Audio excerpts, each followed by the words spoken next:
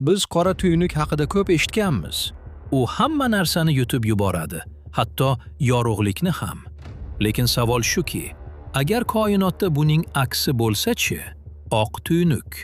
Bu narsa hali hech qachon isbotlanmagan, hech kim uni ko'rmagan. Lekin olimlar uni matematik nazariyalarda tasavvur qilishadi.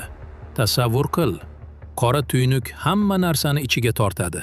Vaqtni ham, yorug'likni ham, hatto materiyani ham yo'q qiladi. Lekin oq tuynuk esa buning teskarisi bo'lishi mumkin. U ichiga hech narsani kiritmaydi.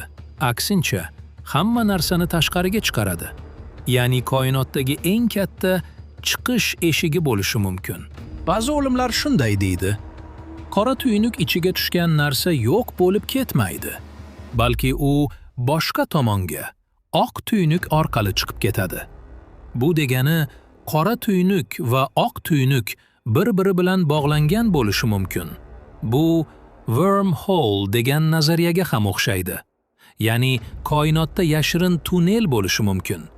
Lekin eng qiziq joyi shundaki, oq tuynuk hali hech qachon topilmagan. Faqat nazariyalarda mavjud. Lekin bir narsa aniq. Koinot biz o'ylagandan ham ancha sirli. Bu videodan maqsad sizlarga oq tuynuk va qora tuynuk haqida qisqa tushuncha berish edi.